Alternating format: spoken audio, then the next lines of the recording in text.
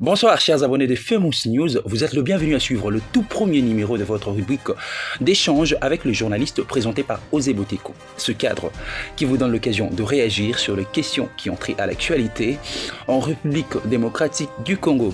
Pour la toute première réaction, nous avons reçu le préoccupation du compatriote Pacifique Rouvi qui nous provient tout droit du Grand Nord Kivu. On écoute.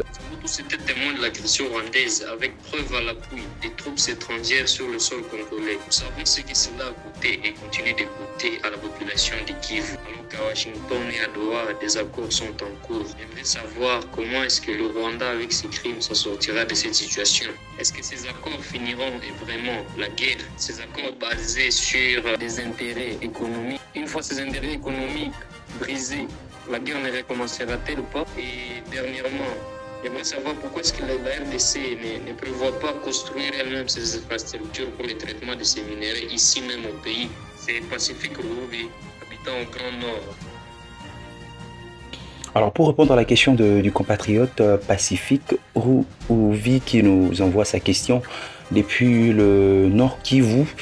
Alors, c'est qu'il faut savoir qu'aujourd'hui, sur la scène internationale, le Rwanda est reconnu comme étant l'agresseur de la RDC, une mauvaise image qui lui a valu de sanctions dans le Parlement européen. Vous avez vu les sanctions des autorités militaires, de sanctions économiques pour le Rwanda, qui pèsent d'ailleurs pour le Rwanda, parce qu'il soutient le groupe rebelle du M23, mais aussi et ce qui est d'ailleurs très impactant, la rupture de relations diplomatiques entre la Belgique et le Rwanda. Donc c'est une avancée significative pour la diplomatie de la RDC qui a mené un travail de titan pour démontrer dans le monde entier que le Rwanda s'implique activement dans les atrocités ou dans l'instabilité sécuritaire dans la partie est de la RDC. Et alors pour la deuxième question, vous devez savoir que les deux pays, dans la RDC et le Rwanda, aujourd'hui sont dans un processus de dialogue qui vise la pacification de la partie est de la RDC. Ce qui signifie bien évidemment que la paix durable est envisagée entre les deux pays et que le Rwanda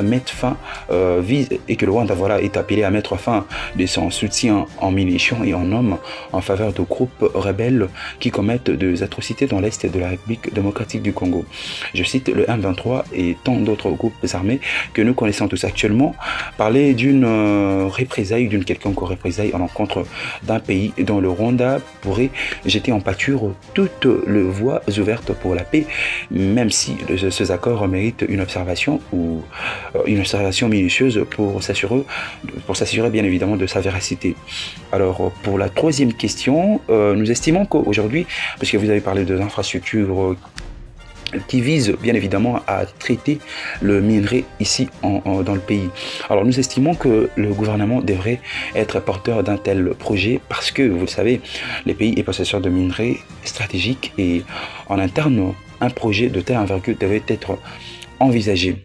Alors la deuxième question nous provient de la capitale, sur la sécurité au niveau de la capitale, Kinshasa. Alors sur le récent, bien évidemment, le récent braquage qui avait été effectué dans la commune de Lemba Terminus par de criminels armés dans un shop. Alors vous devez savoir une chose, c'est que l'information a évolué. Donc le fait a été commis lundi, mais aujourd'hui nous avons une très bonne nouvelle. Tous ces criminels armés qui avaient effectué ce braquage ont été arrêtés par les commissariats provinciaux de la ville. Alors leurs jugements sont annoncés et la police surtout a assuré que de mesures sérieuses sont en train d'être prises pour assurer la sécurité dans toute la ville. Et on prend la toute dernière réaction de monsieur Mbaou Tcheko qui nous envoie sa question depuis le Nord Kivu. On l'écoute.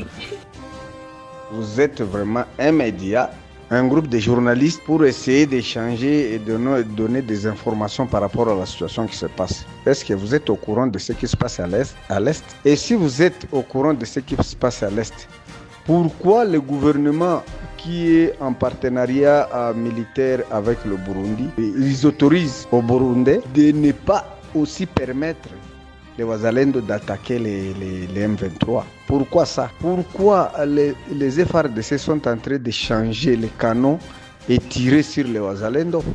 Pourquoi ça? Ce n'est pas un seul, c'est toute une équipe, c'est tout un groupe, c'est toute une unité qui les fait. Alors pourquoi ça?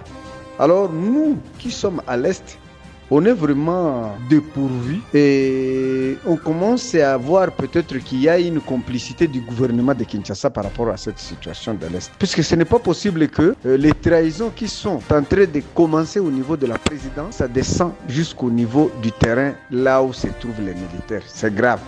Des délégations qui viennent de Kinshasa, il ne vient que pour démoraliser les Wazalendo, or que ce sont les Wazalendo qui se battent pour libérer et combattre l'ennemi à l'Est.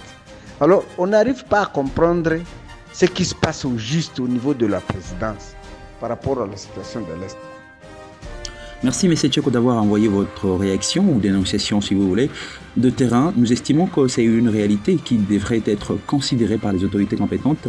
Les Wazalendo et le FARDC sont alliés et ils sont justement dans l'obligation d'attaquer sur terrain. Nous estimons que c'est une dénonciation à apporter en considération, surtout parce que ce qui se passe est préoccupant sur terrain. Après, tout ce que nous apprenons est vraiment très déplorable. Nous pensons que votre dénonciation serait écoutée, bien évidemment, par les autorités et vous serez justement satisfait de ce qui sera comme réponse par rapport à cette réalité qui se passe sur terrain. C'est la fin de cette série de réponses. Merci à vous de participer à ces échanges. On passe maintenant au débrief de l'actualité en République démocratique du Congo.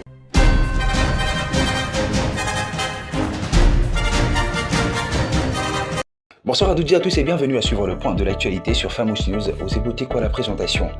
Lundi dernier, le président des États-Unis d'Amérique, Donald Trump, a laissé entendre que de excellentes nouvelles seraient bientôt annoncées concernant la situation sécuritaire en Afrique centrale. Il dit, je cite, « Oui, je crois que nous avons des excellentes nouvelles à venir concernant le Rwanda et le Congo et je pense que la paix va s'installer au Rwanda, au Congo et dans quelques autres pays aux alentours et ça sera parfait », a déclaré le président des États-Unis.